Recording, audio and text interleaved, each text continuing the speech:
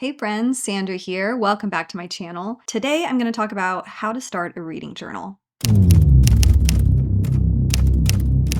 Before starting a reading journal, I think it's important to reflect on why you might want to start a reading journal. And for me, the problem that I was running into was I'm in my 40s now. I have some brain fog. My memory has been slowing down. And so in November of last year, I was talking to my friend Tessa about this. I really just wanted to be more intentional about how I read and reflecting on what I read. We had some discussion about journals and that kind of thing. And in December, we both started using the Hobonichi Weeks. I have a 2026 edition of this Hobonichi Weeks. It's like this really happy, pretty yellow color. And I have a clear case over it with some different stickers that I've used washi tape over it so that I can reuse stickers. But I use this as a reading journal and also as a micro journal to reflect on things that happened that day, what I ate, if I exercised, things like that. So mine is kind of serving more than one purpose, but I'll definitely show you a close-up view of this. For me, I wanted to start this reading journal because, as I said, in my 40s, I noticed some cognition decline and I wanted to get back to being able to reflect on things more quickly and remember plot points and characters and things like that of books I really enjoy. I read a lot of books a year. It seems like every single year I'm reading more books than the previous year. I hate that feeling when I sit down and regardless of whether it takes me a couple weeks to read a book or a day to read a book, it was like 2 days later, I couldn't recall the main character's name. So my personal reason in starting a reading journal was to help exercise that memory muscle. The second reason was with this prevalence of AI in the workplace and it kind of bleeding into the arts now, there has been such an emphasis on productivity and working faster and smarter and all of this stuff. And I found myself really craving just the 90s and the simplicity of those times, just the imagination and creativity. I just wanted to be more intentional about how I remembered and tracked what I was reading. And so having a physical journal allowed me to just be creative, reviewing things in there, writing quotes that struck me. There's so many fun things that you can do, but I just wanted to be more intentional about not just blasting through books and having a physical log of what I read. So that third reason for me was just having that tangible record. I was one of those kids who grew up having countless diaries and journals everywhere, a lot of them unfinished.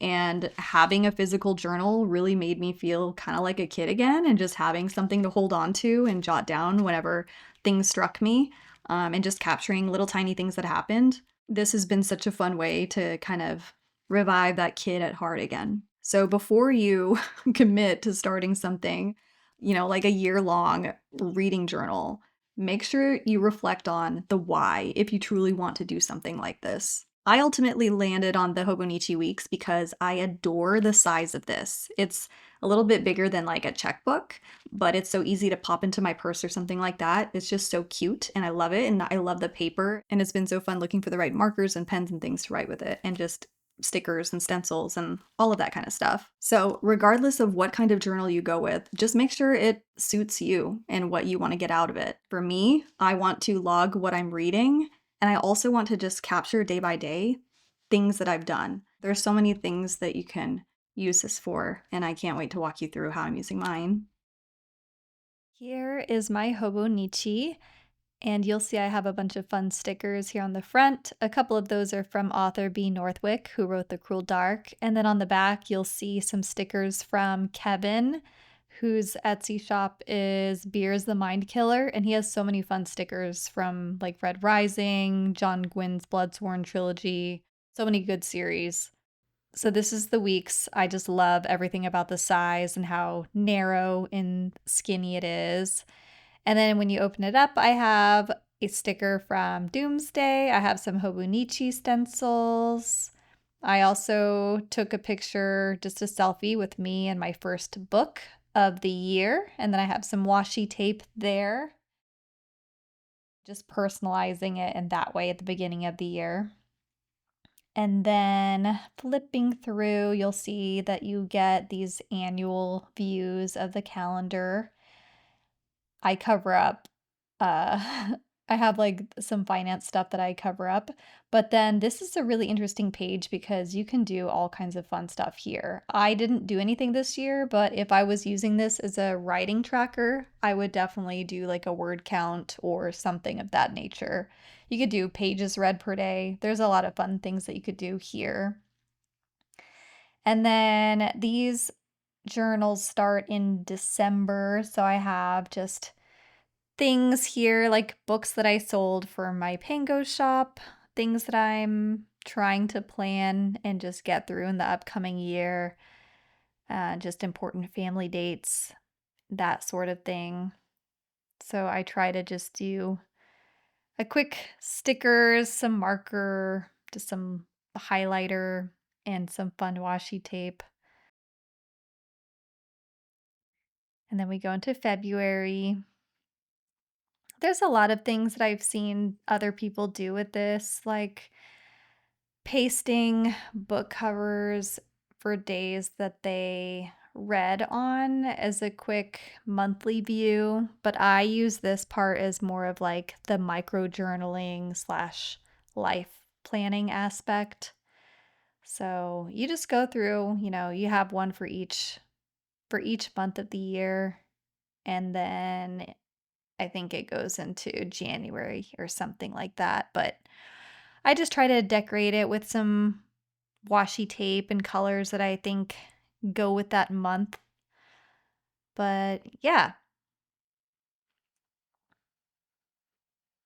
And then you'll see I also added just some tabs so I could keep myself organized month to month. So I tried to do like silver, gold, copper, rose gold by season.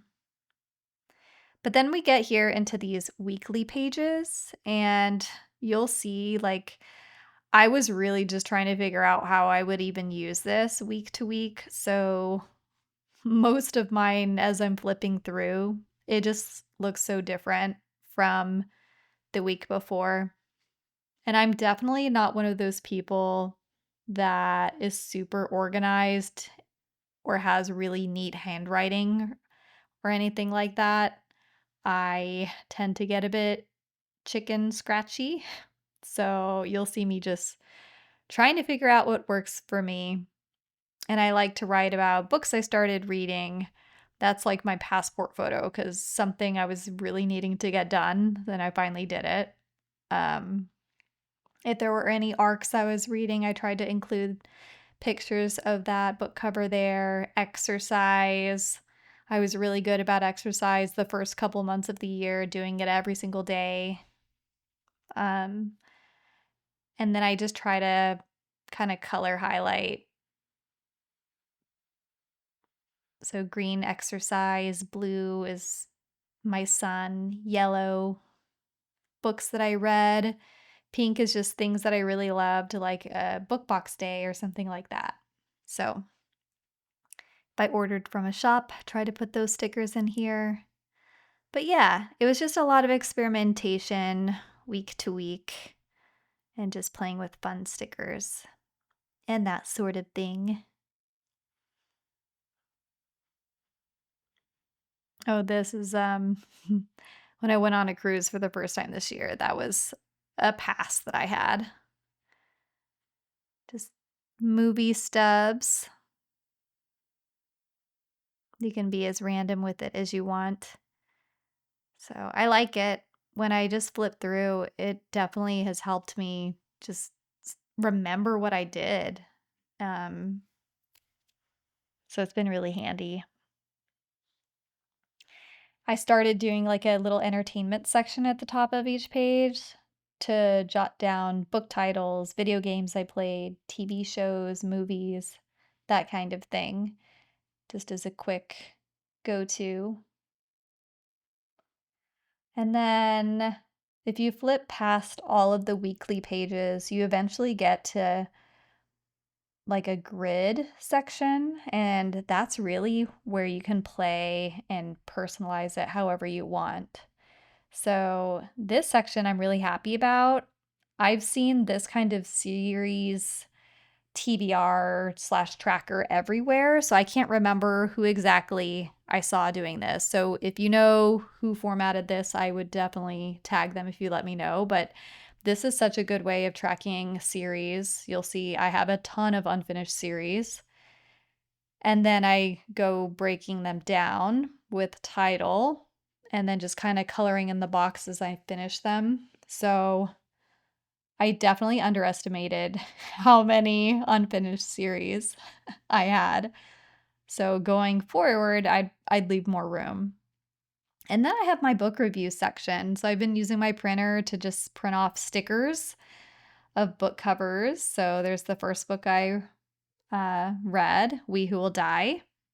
And then I just went through very uniform formatting, book cover, finish date, a quick paragraph review of it, a quick star rating on how I enjoyed it, and then like one book quote per book. And then I tried to stay uniform. I try to print off in batches too. So some of these I haven't printed off yet, but I'm going to have to get a new printer because the printer I have is so annoying and it's constantly running out of ink and just very cumbersome to use. But I love this format. It is such a delight for me to pick this up, flip it open, and just see all of the things that I've read this year. I get this really this big sense of satisfaction and just happiness. Like it brings me joy looking at these pages, and I can quickly see who characters were, and then it just brings up that memory really well, and I can recall what the book was about. So, yeah, I started off really neat, and then I just started writing more and more and more. So, it's given me a lot to think about, definitely, for future iterations of my reading journal. And then the back part of the Hobonichi Weeks is really fun because it includes kind of these little recap sections, like best of type of thing. So I plan to use this for like the best of kind of categories for TV shows, movies, books, video games, that kind of thing, at the end of the year. And then here's like a running list of everything I've read. And then I've kind of highlighted ones that I either DNF'd or was a reread for me. So it's really handy having a list of things to quickly refer to and see how many books I've read or tried to read. And then here, this is going to be a fun end of year activity too, just like printing off photos and stuff for different things and putting it in these different columns. So I really enjoy this format a lot. And the paper is just really satisfying to feel too, because it's so thin, but I haven't had any issues with bleeding or anything like that with the pens that I've gotten. This page is where I track my daily exercise. So you'll see I was really good about exercising every single day until I went on a week-long cruise and it just threw me off. And the same thing happened last year when I went on my annual beach vacation. I worked out every single day until like July when I went on this vacation, and then it just throws me off and I struggle to get back into it. So that's going to be something I continue working on, and then it has, your typical contact pages and things like that. More pockets. I've definitely gotten accessories to help me stay more organized with the Hobonichi Weeks because it is so slim and minimal, but I love it so much. I'm glad that I didn't use the stickers. I used washi tape to adhere them to the Hobonichi journal so that I could reuse the stickers. But yeah, so that's kind of a walkthrough on how I use my Hobonichi as a reading journal and really just a micro life journal. And there you have it. I hope you enjoyed kind of that quick walkthrough of my reading journal and the reasons behind why I decided to do one in 2026. And I hope it gave you something to think about, got your creativity juices flowing. I thought about getting another Hobonichi Weeks to help with my writing tracking because I found it's been really effective at getting me to log down my reading habits and reflect that way. And there are so many cool things that you could do to track writing. Like if you're working on outlining a novel or trying to get a word count each day or get through chapters and things like that. There's so many cool ways that you can get organized with the Hobonichi Weeks. So let me know in the comments below if you would be interested in me doing a video on that, because that's something that I will probably look at doing for 2027. If you're a journaler, let me know what some of your favorite journals are, what some of your go-to utensils, pens, writing instruments, that kind of thing. I hope you found this helpful, and until next time, I will see you soon. Bye!